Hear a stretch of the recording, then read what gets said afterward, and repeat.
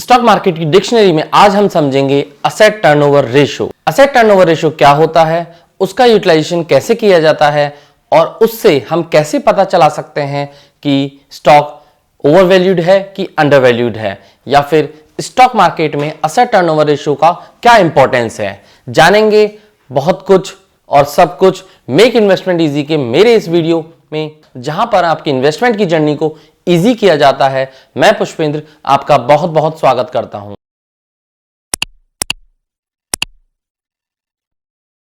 आइए चलिए समझते हैं असेट टर्नओवर रेशो के बारे में। असेट टर्नओवर रेशो क्या होता है, एग्जांपल लेंगे और समझेंगे इसे डिटेल में। अगर हम फॉर्मूले की बात करें तो असेट टर्नओवर रेशो का फॉर्मूला होता है net sales divided by total average asset. Asset turnover ratio को हम एक एग्जांपल से समझते हैं। सपोज कीजिए कंपनी ए के पास 100 रुपए हैं और 100 रुपए की उसने मशीनरी खरीदी। जो मशीनरी उसने खरीदी है उससे वो कुछ ना कुछ मैन्युफैक्चरिंग करेगी या फिर फाइनल प्रोडक्ट बनाएगी, और जो भी प्रोडक्ट बनेगा उससे जो सेल्स होगी वो कहलाएगी total revenue, means net sales. अब यहां पर फॉर्मूले के अनुसार net sale divided by average total asset. तो सपोज कीजिए कि कंपनी ने जो भी प्रोडक्शन किया या सेल्स, उस प्रोडक्शन से जो भी सेल्स की वो 500 रुपए की और हमने यहां पर मशीन खरीदी थी 100 रुपए की। तो 500 डिवाइडेड बाय 100 मींस जो नेट सेल्स हुई है उसमें डिवाइड कर देंगे हम जो भी कंपनी की मैन्युफैक्चरिंग कॉस्ट या फिर उस मशीन को खरीदने की कॉस्ट लगी है, मींस असेट को खरीदने की जो कॉस्ट लगी है उससे। तो 100 यहां पर वो है 100, तो 500 divided by 100 equals to 5, means company A का असेट टर्नओवर रेशियो यहां पर 5 कहलाएगा। इसी प्रकार से हम एक और एग्जांपल से समझेंगे कंपनी बी को लेकर चलते हैं। और कंपनी बी ने भी सेम मशीन 100 रुपए में खरीदी और कंपनी बी ने जो प्रोडक्शन किया उससे जो नेट सेल्स निकल कर आती है वो आई 1000 रुपए। 1000 रुपए का जो कंपनी ने प्रोडक्शन किया उसकी सेल्स भी हुई। अब सेल्स होने के बाद हम यहां पर कंपनी बी का असेट टर्नओवर रेशियो निकालेंगे जो कि होगा 1000 डिवाइडेड बाय 100 मींस 10। तो यहां पर asset turnover ratio company B का अच्छा है क्योंकि कंपनी बी का असेट टर्नओवर रेशियो ज्यादा है। अब ये अच्छा और बुरा कैसे पता कर सकते हैं कि हम असेट टर्नओवर रेशियो अच्छा क्या होता है और बुरा क्या होता है। आप खुद ही सोचिए, कंपनी ए और कंपनी बी ने प्रोडक्शन के लिए जो मशीन खरीदी वो कहलाएगी यहाँ पे असेट, और उस असेट से कितना आपने रेवेन्यू जनरेट किया, मतलब उसे इसका कहने का मतलब यह है उसे टर्नओवर में कन्वर्ट किया। 100 रुपए की आपने मशीन खरीदी और मशीन से आपने प्रोडक्शन स्टार्ट किया और उस प्रोडक्शन से आपने कितना टर्नओवर जनरेट किया।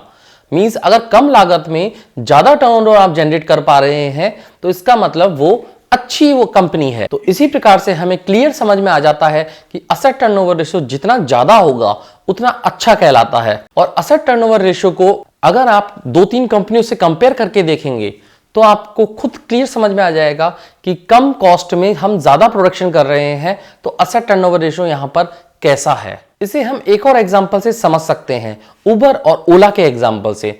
सपोज कीजिए किसी को टैक्सी चलाने का बिजनेस स्टार्ट करना है, तो टैक्सी चलाने के बिजनेस के लिए उसे सबसे पहले खरीदनी होगी टैक्सी, मींस वो उसका असेट कहलाएगा। अब उसको जो उसने टैक्सी खरीदी है उसको कन्वर्ट करना है, उसको उसके टर्नओवर में, मींस उसे रेवेन्यू जनरेट करना है उस टैक्सी से। तो यहां पर ओला और उबर से जब वो कनेक्ट हो जाएगा जिसने टैक्सी खरीदी है, तो ओला और उबर उसके लिए किस तरह का काम करेंगे, ओला और उबर उसके लिए कस्टमर लेकर आएंगी जिनसे रेवेन्यू जनरेट होगा। इसी प्रकार से यहां पर भी असेट टर्नओवर रेशियो निकल के सामने आता है। जो उस व्यक्ति ने असेट खरीदा वो थी कार और टर्नओवर में कन्वर्ट किया वो थे ओला और उबर। तो यहां पे उसको ज्यादा रेवेन्यू जनरेट करने के लिए ओला उबर से कोलैबोरेशन करना पड़ा।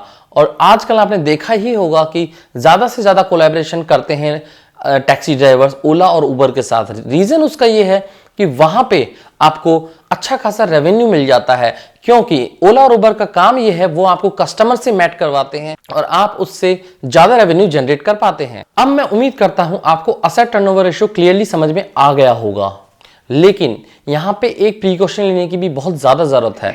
असेट टर्नओवर रेशियो को डेट लेकर भी बढ़ाया जा सकता है।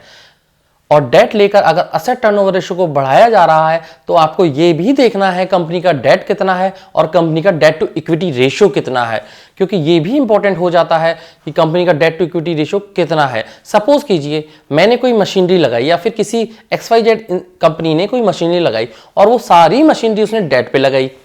अब सोचिए उस वक्त डेट पे लगाने के बाद उसे एक इंटरेस्ट भी पे करना पड़ेगा।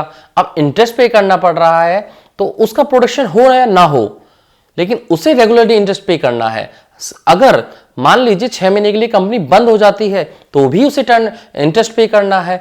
अब वो इंटरेस्ट पे करता रहेगा तो धीरे धीरे उसके ऊपर डेट इंक्रीज होता चला जाएगा और वो कंपनी के लिए घातक या फिर डेंजरस हो सकता है। तो अब आशा करता हूं मैं आपसे कि आप अच्छे से समझ गए होंगे असेट टर्नओवर रेशियो क्या होता है। इसी प्रकार से मैं स्टॉक मार्केट डिक्शनरी में नए नए वर्ड या फिर नई नई चीजें लेकर आता रहूंगा, जिससे आपको छोटे छोटे टाइम में छोटे छोटे कॉन्सेप्ट क्लियर होते चले जाएंगे। आज के लिए इतना ही, विदा लेना चाहूंगा। अगर आप चाहते हैं मैं इसी टाइप के वीडियो बनाता रहूं और आपके सामने जानकारी प्रस्तुत करता रहूं तो प्लीज मेरे वीडियो को लाइक कीजिए, शेयर कीजिए, कमेंट कीजिए और मेरे चैनल को सब्सक्राइब करना ना भूलिए। साइनिंग ऑफ, जय हिंद।